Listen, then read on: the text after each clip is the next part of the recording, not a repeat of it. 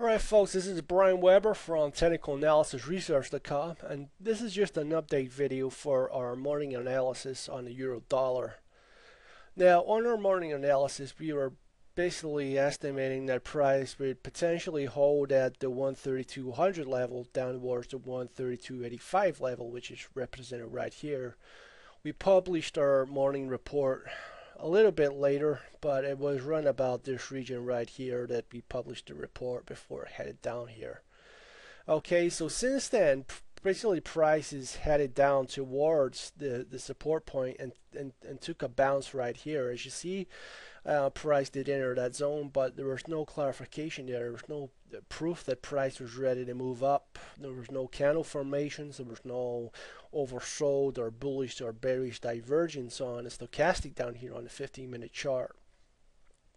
Now again, if you look a little bit closer and I zoom in here on the chart, bring all my resistance points into view, we can actually see that price took a second stab at the support, and that's not uncommon. In fact, I'd be pretty disappointed if that didn't happen. Okay, so we're always looking for at least 2 or 3 attempts on a support and resistance point before it's broke or bounces. So we had the first attempt here, but no clear buy signal. Again, there was no candle formations to prove that price was ready to move up. And there was no oversold or bullish divergence.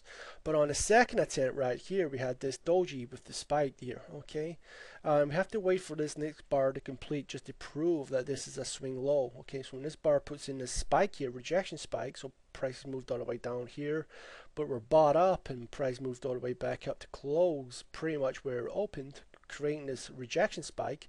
We have to wait for this next bar to close, and if this bar isn't lower than that bar, then it's a swing low. Now at this point here, when we're at the 131.85 level, which again was on our morning analysis report for a buying opportunity if you got a signal, we have bullish divergence on the stochastic 15-minute chart, and that's when price puts in a low on a stochastic and a higher low on a stochastic, where price is putting in a low and then a lower low right here. And this green arrow right here just basically represents the buying opportunity that's in the market. Okay, so in the close of this blue bar, if price then breaks above this blue bar's high, which is roughly about here, we can get long in the market with the stop loss just tucked in a few pips below the swing low here.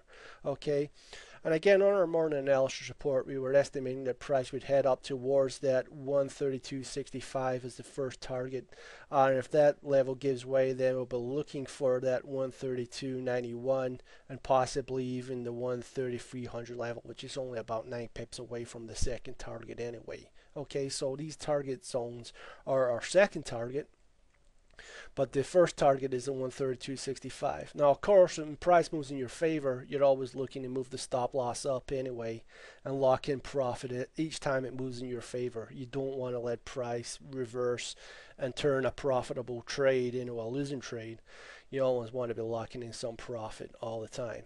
So that's the update. Basically we just had the bullish divergence to go long at the 131.85 support zone that I talked about this morning on my morning analysis report, and that has duly done its job and held price. And again, you can see here price is currently up about 50-60 pips profit, and still trying to head towards that first target at 132.65. Okay guys, so have a good one and I will catch you tomorrow.